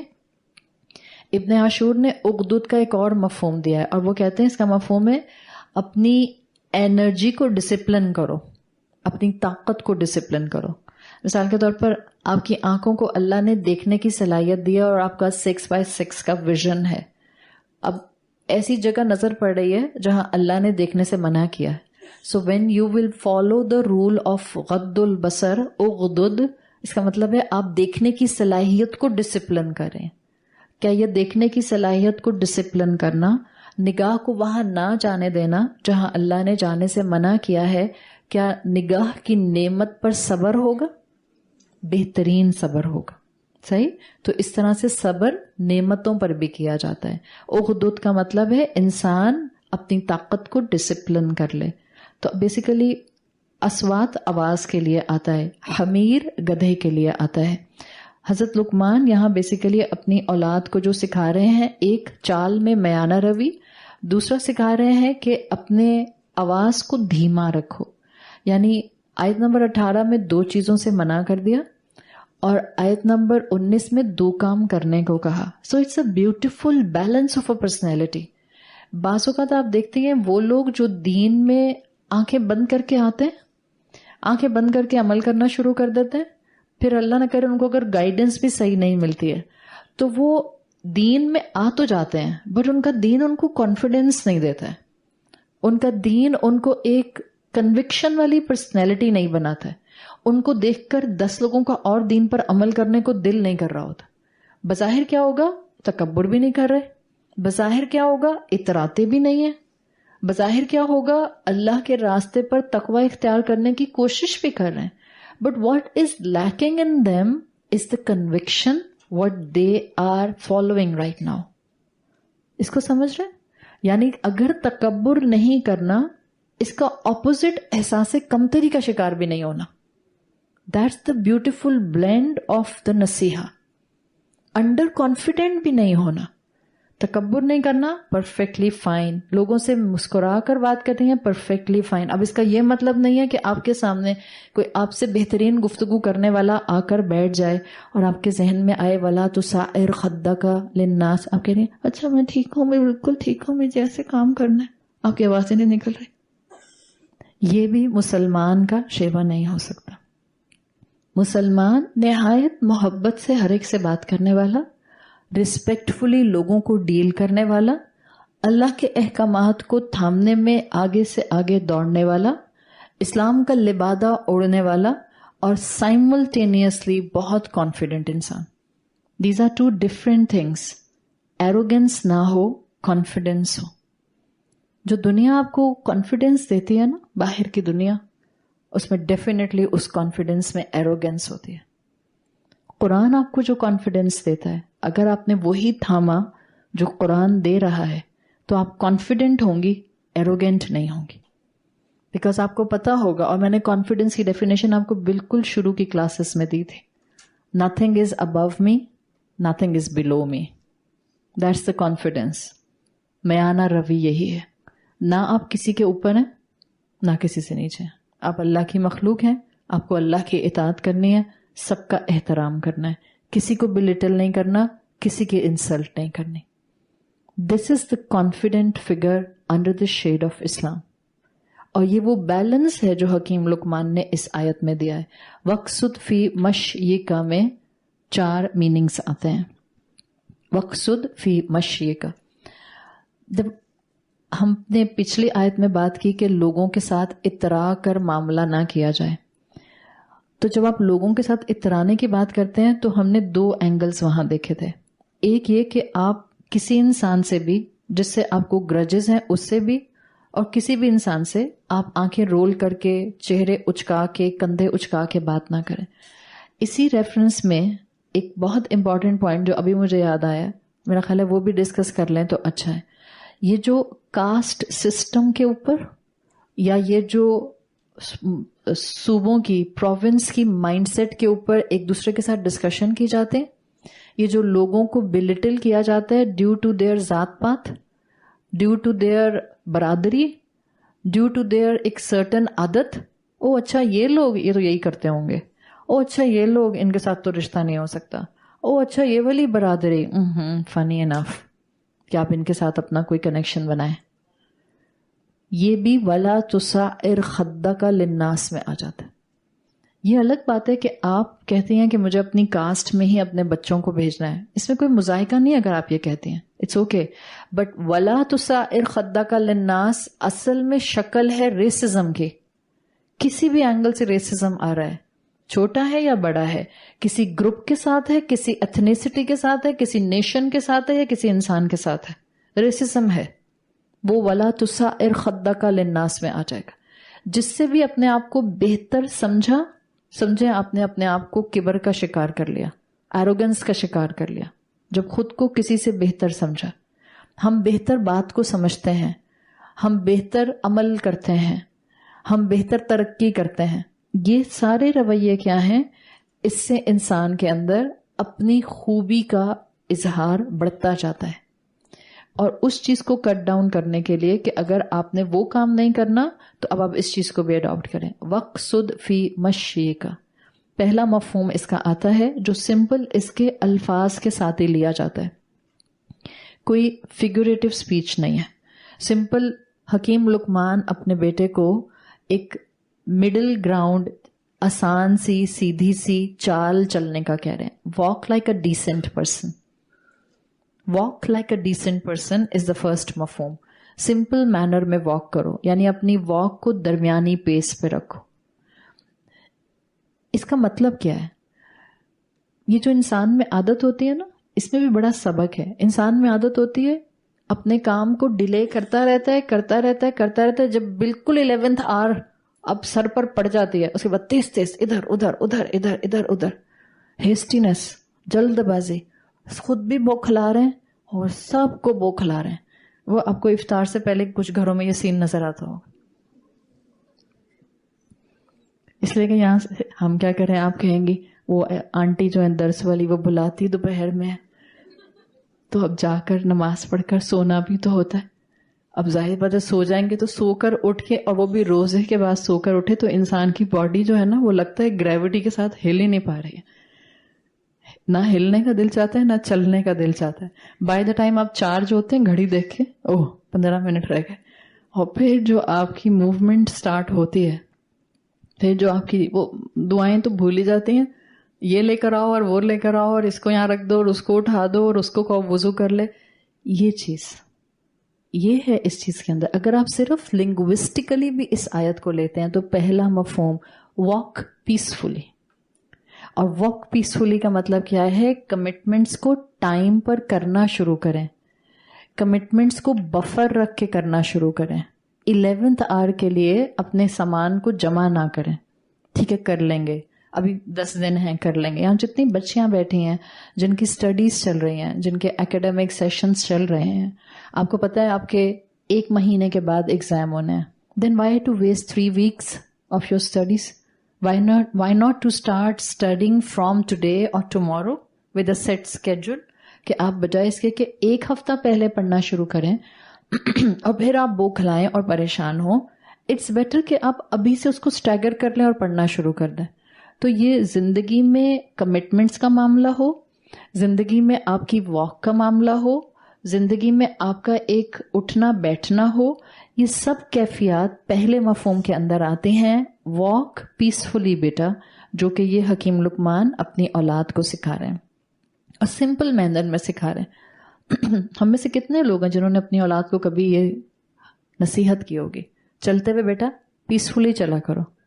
بہت کم ہوتے ہیں لوگ جن کو یہ احساس ہوتا ہے. کہتے ہیں اتنی معمولی سی بات ہے, کوئی بتانے کی بات ہے. لو ہم ان کو نیٹ فلکس سے بچائیں, ہومو سیکشولیٹی سے بچائیں, زنا سے بچائیں, فورنیکیشن سے, میوزک سے, وہ سب ہم چھوڑ دیں, ہم گئے واک پیسفلی. آپ سوچ رہے کتنی سمپل مثال اور کتنی سمپل نصیحت کی ہے. There is a lesson for the parents. اپنی اولاد کو آسانی سے نصیحتیں کرنا شروع کیجیے, وہ جو آپ کو لگتا ہے کہ ڈویبل ہیں. کبھی کبھی ہم ان کے اوپر ذمہ داریوں کے بوجھ ڈال دیتے ہیں اور ہم بڑی بڑی چیزیں ان سے ایکسپیکٹ کرتے ہیں. این ممکن ہے کہ ہماری اولاد میں بہت برائیاں ہوں, بیکاز ہمارے میں برائیاں تو ظاہری بات ہے اولاد میں بھی ہوں گی. آپ قرآن سن کر جا رہی ہیں اور سورہ لقمان ویسے ہی بہت زیادہ پیرنٹس کو بہت زیادہ جھنجھوڑتی ہے کہ وہ اپنی تربیت کے اینگل سے اپنی اولاد کی ذمہ داری کو اٹھائیں اپنے عمل کے ساتھ ساتھ. جب آپ یہاں سے سن کر جاتی ہیں تو آپ کو ہو سکتا ہے اپنی اولاد کے اندر ایک انبار نظر آتا ہو جو آپ نے ٹھیک کرنا ہے. اب اس انبار میں آپ کو پریفرنس سیٹ کرنی ہے. ٹھیک ہے, ہاں پریفرنس میں یقیناً گناہ پہلے آئیں گے جو آپ نے ان کی زندگیوں سے ہٹانے ہیں, بٹ ڈویبل ٹارگیٹس کے ساتھ. یہ اسلام کا مزاج ہے. کیوں اللہ کے رسول صلی اللہ علیہ وسلم جب بھی کسی صحابی کو کسی نئے علاقے میں بھیجا کرتے تھے تو ان کو تلقین کیا کرتے تھے بشرو ولا تنفرو, لوگوں کو بشارتیں دینا, متنفر نہیں کرنا. یسرو ولا تعسرو, آسانیاں بانٹنا, مشکلات میں لوگوں کو مت لے کر آنا. یعنی نیکیاں پریفرنس میں کرنے کا طریقہ بتانا, چھوٹی نیکیوں سے شروع کرنا. This is a guidance for us all too, اپنے لیے بھی اور اپنی اولاد کے لیے بھی. ہاں اگر اپنے لیے آپ کو دل چاہتا ہے کہ میں چھوٹی بڑی سب نیکیاں اپناؤں, ضرور کیجیے, but for your children start with the doable targets. اور یہ بھی کوئی اسٹینڈرڈ نہیں ہوگا جو یہاں ہم آپ کو پرنٹ کر کے دے دیں, ڈویبل ٹارگیٹس, کہ آج سے آپ کی پریفرنس نیکیاں پریفرنسز یا گناہ چھڑانے کے پریفرنسز کی لسٹ یہ ہے. ہر ماں اپنے حساب سے اپنے بچے کی نیچر کو سامنے رکھتے ہوئے وہ پریفرنس سیٹ کرے گی. ایون آپ کے 2 بچے ہیں, ان دونوں کے ساتھ آپ کے پریفرنس لیول الگ ہوں گے. تو حکیم لقمان کی حکمتوں سے جب ہم سیکھیں گے تو پتہ چلے گا اپنے بچے میں پہلی چیز وقار ایڈ کر رہے ہیں.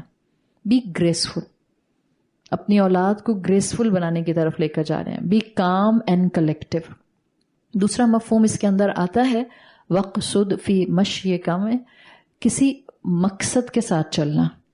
لائک زندگی میں جب تک زندگی ہو بیٹا, it should be a purposeful life.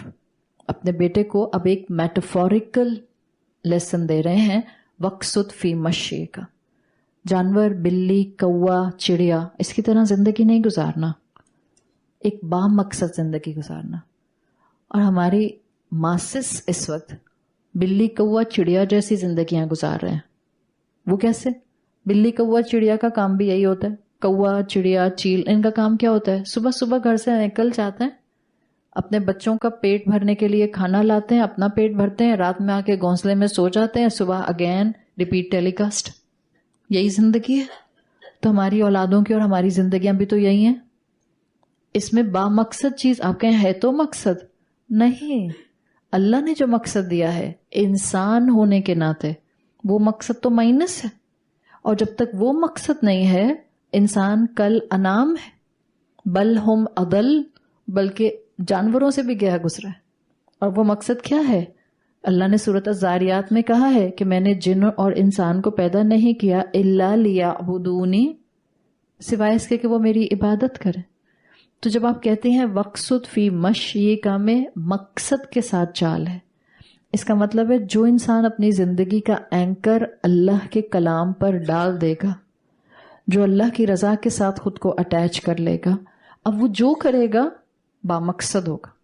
آپ فیکٹری جائیں, آپ بازار جائیں, آپ اپنے بچوں کے ایڈمیشنز کے لیے جائیں, آپ ایون ویکیشنز کے لیے جائیں, اگر بیک آف دا مائنڈ ہر وقت اللہ کی رضا رہتی ہے, ایوری تھنگ از بامقصد, ایوری ایسپیکٹ از پرپزفل. اس حساب سے یہاں پر مینشن کیا گیا ہے.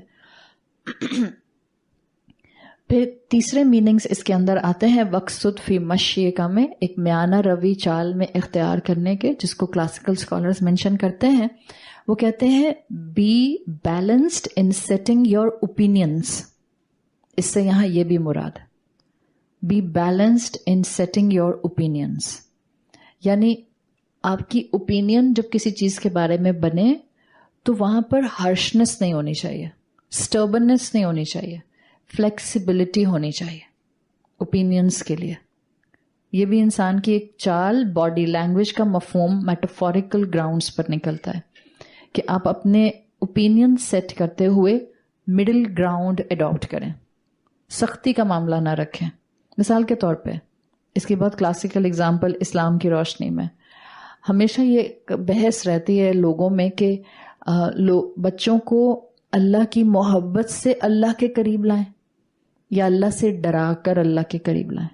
ہمیشہ لوگ مائیں اسی پر پریشان ہوتی ہیں, اور یہ صرف ماؤں کی پریشانی نہیں ہے, اسکالرلی ڈیبیٹس ہیں اس کے اوپر, ابھی سے نہیں سال سے اسکالرلی ڈیبیٹس ہیں. اور ایک سائڈ اسکالرس کی کہتی ہے کہ نہیں صرف محبت سے لائیں, ایک سائڈ کہتی ہے نہیں آپ اللہ کے فیئر سے, اللہ کے خوف سے لے کر آئیں. So be in the middle ground بین الخوف والرجا, خوف بھی ہو اللہ کا اور سائملٹینیسلی اس کی محبت بھی ہو. جب یہ دونوں چلیں گے تو بہت بیلنسڈ انداز میں انسان کے اوپینین سیٹل ہونا شروع ہو جاتے ہیں. تو زندگی میں چاہے دین کا معاملہ ہو, زندگی میں چاہے دنیا کے معاملات ہوں, be balanced and in the middle part of your opinions. سختی مت اڈاپٹ کریں, ٹھیک ہے. ہاں جہاں شریعت کا پرنسپل بلیک اینڈ وائٹ ہو جائے, اللہ کے رسول اور صحابہ کا عمل بلیک اینڈ وائٹ ہو جائے, اس کو clearly as it is adopt کر لیں. سو وقصد فی مشیکا میں تیسرا اینگل آتا ہے اپنی اوپینینز میں ایکسٹریم سائڈز پر نہ جانا. چوتھا اور آخری اینگل آتا ہے وقصد فی مشیکا میں انسان کا عدل کے ساتھ زندگی گزارنا, بیلنس کے ساتھ زندگی گزارنا. یعنی اپنی زندگی میں بیلنس رکھیں, حقوق اللہ اور حقوق العباد کا بیلنس رکھیں. Don't be tilted on any one side. جو حقوق اللہ اپنانے پر اور نبھانے پر آتے ہیں وہ حقوق العباد نگلیکٹ کر دیتے ہیں, جو حقوق العباد کو تھامتے ہیں وہ حقوق اللہ نگلیکٹ کر دیتے ہیں. اس وقت ایک آپ کو over all bifurcation of society نظر آتی ہے, ایک کمپلیٹ ڈائیکاٹمی. وہ لوگ جو کہ آپ کو دین سے دور نظر آئیں گے وہ کہیں گے کسی کا دل نہیں دکھاؤ, انسانیت کی خدمت کرو, انسانوں کا خیال رکھو. That's the good part too. اور کوئی بھی انسان جو نیوٹرل ہے وہ کہتا ہے ہاں یہ بات تو صحیح کر رہے ہیں, انسانیت کی خدمت ہونی چاہیے, انسانیت کا احساس ہونا چاہیے, انسانیت کی سینٹٹی ہونی چاہیے. That's perfectly fine. دوسری سائڈ پر کیا ہوتا ہے, اللہ کا حق اتنا ادا کرنے میں آئے کہ اب اللہ کے ساتھ میری کسی قسم کی نافرمانی نہ ہو جائے, اس چکر میں ہر انسان کو بلڈوزر کی طرح جو ہے وہ سمیش کرتے جا رہے ہیں. That's another extreme. سو عدل وقصد فی مشی کا میں کیا ہے؟ آپ کی زندگی میں ان دو کا بیلنس نظر آئے، آپ کی زندگی میں میانہ روی ہو، آپ اپنی زندگی میں نہ تو متکبر ہوں نہ انڈر کانفیڈنٹ ہو. اور یاد رکھیں آپ قرآن کے سامنے آ کر بیٹھیں اور آپ اللہ سے حق مانگیں، شرط ہے حق مانگیں. ہر قرآن کے سامنے آ کر بیٹھنے والے کو حق نصیب نہیں ہوتا ہے، یہ بھی میں آپ کو بتا دوں. کیا منافقین قرآن کے سامنے نہیں بیٹھتے تھے؟ قرآن کی نزول کی موجودگی کے اوقات میں دنیا پر موجود تھے، پیورسٹ فارم مدینہ منورہ میں رہتے تھے. بہت ہی زیادہ خوش قسمت بظاہر دنیاوی لحاظ سے رسول اللہ صلی اللہ علیہ وسلم کی زندگی میں اس زمین پر موجود تھے، اسی شہر میں اسی مسجد میں موجود تھے. آپ کی امامت ہوتی تھی اور یہ مقتدی بن کر نمازیں پڑھا کرتے تھے. ان کے سامنے قرآن نازل ہوتا تھا، ان کے سامنے آپ صلی اللہ علیہ وسلم کی زبان مبارک سے قرآن بتایا جاتا تھا. تو کیا قرآن نے ان کی اصلاح کر دی؟ نہیں. اس لیے دعا کیا کریں. یہ نہیں کہ میں آٹو پر ایک قرآن کی کلاس میں بس جا رہی ہوں. دعا کریں. You have to put an effort. جانے کی ایفرٹ ڈال دیا نا، اب دعا کی ایفرٹ بھی ڈالیں کہ اللہ میرا یہاں جانا مبارک کر دے، اللہ میرا یہاں سے واپس آنا مبارک کر دے، اللہ اس کلام کی برکت سے میرے خاندان میں برکتیں اور برکت کا سامان کانسٹنٹ کر دے. یہ وہ دعائیں ہیں جو آپ کو اللہ کے کلام سے جوڑ کر کانفیڈنس دیں گی، متکبر نہیں بنائیں گی. ورنہ عین ممکن ہے قرآن کی محفل میں دو لوگ آ رہے ہیں، ایک بن رہا ہے متکبر اور ایک بن رہا ہے انڈر کانفیڈنٹ. یہ دونوں ریکوائرڈ نہیں تھے، ایک تیسری پرسنالٹی ریکوائرڈ تھی جو قرآن کے سامنے آ کر ہمبل ہوتے، اپنے گناہوں کو دیکھ کر اس میں عاجزی آتی، لوگوں کے ساتھ نرمی آتی، اللہ کے حقوق ادا کرنے کی فکر آتی. سائملٹینیسلی قرآن کا علم اس کو ایک کانفیڈنٹ انسان بناتا. کانفیڈنٹ انسان آج کیسا ہوگا؟ آپ جو دین پر عمل کر رہے ہیں پورے کنوکشن کے ساتھ عمل کر رہے ہیں، آپ شرماتے ہوئے نہیں کر رہے، آپ امبیرسڈ مسلم نہیں بن رہے. آپ کے سر پر دوپٹہ آتا ہے یا آپ جائے نماز پر کھڑی ہوتی ہیں، آپ عمرہ کرنے جاتی ہیں یا آپ اپنی کپڑیز کو نیچے لاتی ہیں، آپ اپنے آپ کو کسی چادر میں لپیٹتی ہیں یا آپ کسی یونیورسٹی کو جا کر جوائن کرتے ہیں. Just because you are a Muslim and you want to gain a good degree to serve Islam, in either case you will be confident. آپ امبیرس مسلم نہیں ہوں گی، آپ وہ مسلمان نہیں ہوں گی جس کو باہر دنیا پورٹرے کر رہی ہے. دنیا کچھ بھی کہہ دے، مسلمان ایسے، مسلمان ویسے، پریکٹسنگ مسلمان ایسے اور پریکٹسنگ مسلمان ایسے. اصل میں پریکٹسنگ مسلمان کیسا ہوتا ہے؟ ہم میں سے ہر ایک کے کندھے پر وہ ذمہ داری موجود ہے. ہم نے بن کر دکھانا ہے اصل مسلمان کیا ہوتا ہے. ہم کہتے ہیں ہم بول کر بتائیں گے اصل مسلمان کیا ہوتا ہے. بول کر بتانے کی ضرورت بھی نہیں پڑے گی. ہم میں سے آدھی قوم، یہ جتنی یہاں قوم ہم سب بیٹھے ہیں، ویکیشنز پر ہم پوری دنیا گھوم رہے ہوتے ہیں. ہم تو ریپرزنٹیشن پر لگے ہوئے ہیں اسلام کی. ہم ابھی عمرے پر جائیں گے رمضان کے مہینے میں تو ہمارے حلیے چیک کر لیں، اور ابھی ہم جون جولائی کے اندر تھائی لینڈ جائیں گے تو ہمارے حلیے چیک کر لیں. کون سی ریپرزنٹیشن ہو رہی ہے ہماری؟ وَأْمُرْ بِالْمَعْرُوف کیسا ہے ہمارا؟ ہم کہتے ہیں آج کل کے بچے کہو کچھ سمجھتے کچھ. تو ہم بھی تو قرآن کے سامنے آ کر بیٹھتے ہیں تو اللہ کچھ کہتا ہے، ہمیں کچھ سمجھ آتے ہیں. ہم کس خوش فہمی اور کس غلط فہمی کا شکار ہیں؟ کون سے ڈیلوژنز ہیں جو ہمیں اس معاملے میں آگے نہیں بڑھنے دے رہے؟ کوئی ڈیلوژن نہیں ہے. اگر آج سے آپ نے فیصلہ کر لیا آپ نے ایک کانفیڈنٹ کنوکشن والا مسلمان بننا ہے. سلو پروگرس پر ہی صحیح، بٹ مجھے بننا وہ ہے اللہ جو تو چاہتا ہے. اللہ آپ مجھے ہاتھ پکڑ کر وہ بنا دیں جو آپ مجھے بنانا چاہتے ہیں. اپنے آپ کو اللہ کے ہاتھوں میں دے دیں. امام ابن القیم اپنی کتاب میں اتنی پیاری بات لکھتے ہیں، کہتے ہیں مومن اللہ کے ہاتھ میں اپنے آپ کو بالکل ایسے دیتا ہے جیسے مردہ غسل دینے والے کے ہاتھوں میں ہوتا ہے. مردہ ہل سکتا ہے اپنی مرضی سے، غسل دینے والا اس کو جس ڈائریکشن میں چاہے موڑ دے. مومن بندہ، متقی بندہ، اللہ کی رضوان، اللہ کی مرضی اور خوشیوں کے پیچھے دوڑنے والا انسان اپنے آپ کو اللہ کے ہاتھوں میں دے دیتا ہے. اور آپ کو ضرورت نہیں پڑے گی فتووں کی، یہ بھی میں آپ کو بتا دوں. آپ کو ہر چیز کی باریکی نہیں پوچھنی پڑے گی. آپ دعا اس ڈائریکشن پر مانگنا شروع کریں, پھر دیکھیں آپ کو وہ رب معجزے کیسے دکھاتا ہے. آپ کا دل کھلتا جائے گا نیکیوں کے لیے, آپ کے قدم پیچھے ہٹتے جائیں گے گناہوں کے راستوں سے. آپ اپنے آپ کو اس کم اخلاق پر کبھی مکمل کانفیڈنس کے ساتھ نہیں چلائیں گی جب آپ کے سامنے اخلاق رسول کھڑا ہوگا. آپ بیئر منیمم پر نہیں رہیں گی اگر آپ کے سامنے اللہ کے رسول صلی اللہ علیہ وسلم کے بتائے ہوئے مکارم اخلاق ہوں گے, بہترین مکمل اخلاق ہوں گے. تو ایک طرح سے ایک نائس کنڈکٹ استعمال کرنے کا فارمولا ہے آنے والے تمام والدین کے لیے کہ اپنی اولاد کے تزکیہ کے لیے ان چیزوں کو سنبھال لیں. جو الفاظ آئے تھے نا کہ اللہ کو فخور اور اختیال والا انسان پسند نہیں ہے.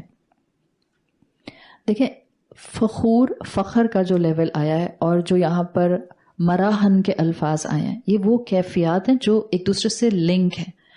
مثال کے طور پر انسان میں تکبر کا سب سے پہلا سٹیج آتا ہے. ہم چاہتے ہیں کہ ہمیں ڈائگنوز ہو جائے کہ بیماری وہ پکڑنی کہاں سے, تو وہ آپ کو بہت آسانی سے پکڑنے کو مل سکتی ہے. کیسے پتہ چلے گا میرے میں تکبر آ رہا ہے؟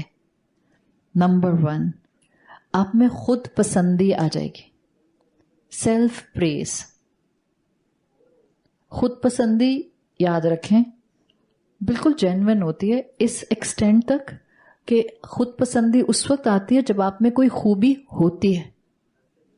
تو ایک چیز آپ کو اللہ نے نعمت کے طور پر دی تھی, نعمت کا حق ادا کرنا تھا, نعمت سے دھوکہ نہیں کھانا تھا.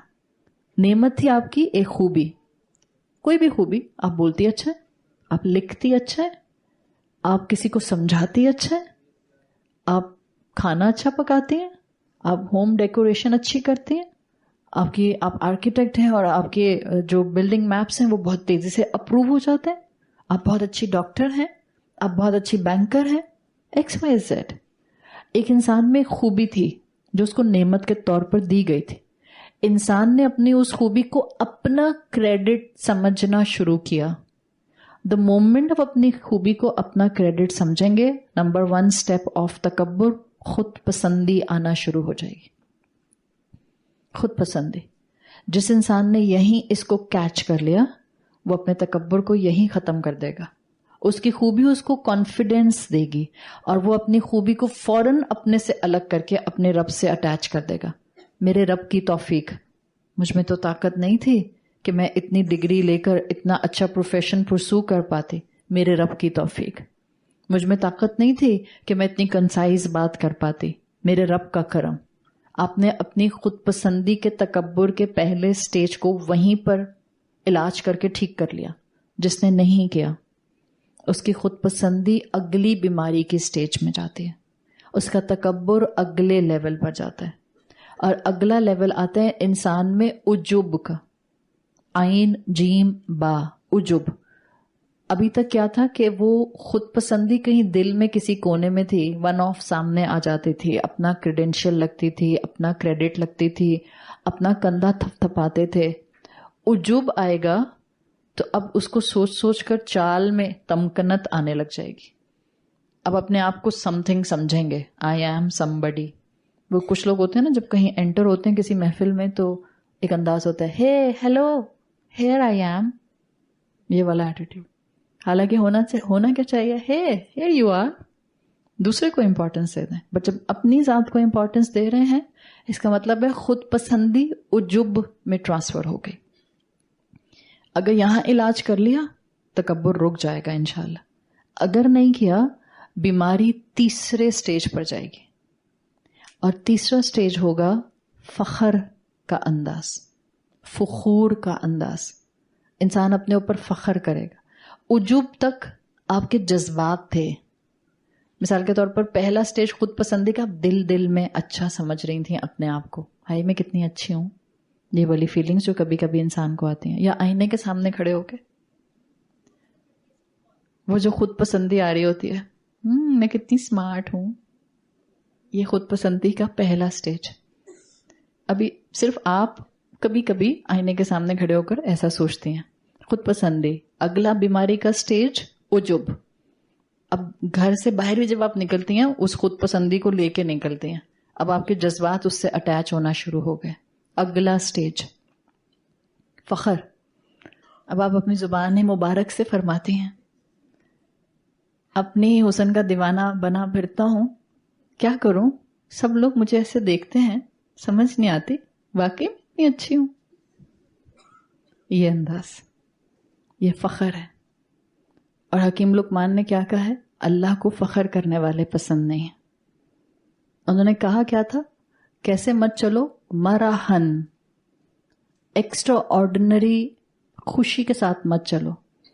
یہی 3 سٹیج اپنے ذہن میں رکھیے گا, خود پسندی, عجب, فخر. مرح کا لفظ ایکسٹریم ہیپینس کے لیے آتا ہے, جب آپ کی خوشی باؤنڈری کراس کر دیتے, ٹو مچ اترانا نعمت کے اوپر. مرح سے پہلے فرح کا لفظ ہوتا ہے, فرح نام بھی ہوتا ہے نا. فرح کا مطلب کیا ہوتا ہے, فرح از آلسو آ خوشی کسی نعمت کے اوپر, لیکن اس میں صرف آپ کے جذبات انوالو ہیں. فرح بنائن ہے, چھپا ہوا ہے, ایک خوشی کا لیول ہے جو آپ کے جذبات میں موجود ہے. فرح کا لیول آتا ہے عجب کے اندر. 3 لیولز تکبر کے بتائے ہیں نا, اس میں سے جو سیکنڈ لیول ہے عجب کا, وہاں فرح کا لیول آتا ہے. مرح کا لیول آتا ہے فخر کے اوپر, جہاں انسان اپنی باؤنڈریز کراس کر کے بہت ہی فخر کے اندر اللہ کے ساتھ اپنا معاملہ کرتا ہے, اکڑ کر چلتا ہے. حالانکہ انسان اکڑ کر چلے تو زمین کو پھاڑ نہیں سکتا, اور سر اٹھا کر تکبر سے چلے تو پہاڑوں سے بلند ہو نہیں سکتا. لیکن یہ مرح کی کیفیت ہوتی ہے, فخر کی کیفیت ہوتی ہے, جس میں انسان پھر تکبر کے ساتھ زندگی گزارتا ہے. تو یہ یہاں تک حکیم لقمان کی آپ کے سامنے نصیحت تھی. اب یہاں سورت کا تیسرا حصہ مکمل ہو جاتا ہے الحمدللہ. میں آپ کے 5-7 منٹ اور لوں گی, میں صرف اگلی آیت کو شروع کرنا چاہ رہی ہوں. اگر شروع کر دوں گی تو چلیں ابھی اسی کے بعد ختم کرتے ہیں, کل سے نیا حصہ شروع کر دیں گے انشاءاللہ. اگلی پیس, اب ہمارے کم ہی دن رہ گئے تو آپ کی پیس تھوڑی سی فاسٹ ہو جائے گی.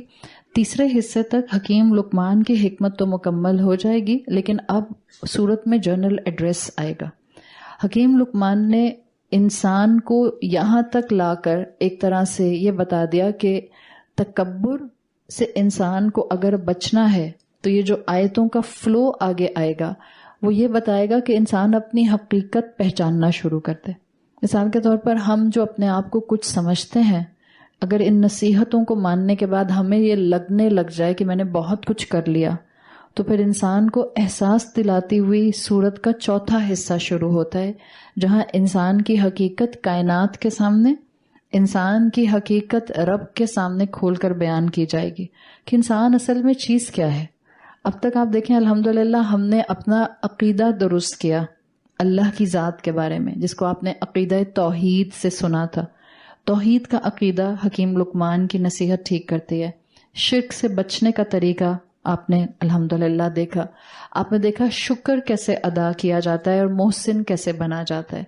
آپ نے دیکھا الحمدللہ نماز کو کیسے قائم کیا جاتا ہے, اور درمیان میں ان دونوں کے اللہ نے انٹرجیکشن کیا اور والدین کی اہمیت کو مینشن کر دیا. امر بالمعروف اور نہی عن المنکر آیا. اپنے آپ کو تکبر سے بچانے کے لیے حکیم لقمان کی 4 نصیحتیں آ گئیں, جس میں 2 کام منع کیے گئے, 2 کام کرنے کا کہا گیا. اب اگر کوئی انسان اس پورے سٹرکچر کے ساتھ, جس میں عقیدہ تھا, جس میں عبادت تھی, جس میں معاملات ہیں اور جس میں ادب ہے, یہ 4 چیزیں ہیں جو حکیم لقمان کی اوور آل حکمتوں میں آپ کو یا نصیحت میں ملتے ہیں. عقیدہ, عبادت, معاملات اور ادب.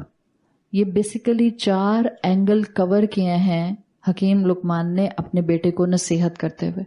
اگر کوئی ان 4 میں سے تھوڑا تھوڑا عمل کرنا شروع کر دیتا ہے تو شیطان اس کو بہت بری طرح سے تکبر کا شکار کرتا ہے. اور شیطان کے تکبر سے بچنے کا اگر کوئی طریقہ کار ہے تو وہ سمپل ہے, اور وہ یہ ہے کہ انسان اپنی حقیقت جان لے. آپ اپنی حقیقت کو جاننے کا آغاز اپنی ماں کی ووم سے بھی کر سکتے ہیں.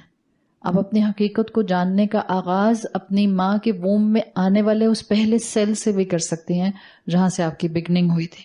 اور آپ اپنی حقیقت کا سمجھنے کا آغاز کائنات کے سامنے کھڑے ہو کر اپنی پوزیشن دیکھنے سے بھی کر سکتے ہیں. اس وقت ہمارے سامنے جو ہیوج کائنات کھل گئی ہے اور جتنی آپ کے سامنے ہبل ٹیلیسکوپ یا ناسا والے جو کچھ پکچرز یونیورس کی دکھاتے ہیں، انسان کو اپنی حقیقت نظر آ جاتی ہے کہ آپ کتنے معمولی ہیں.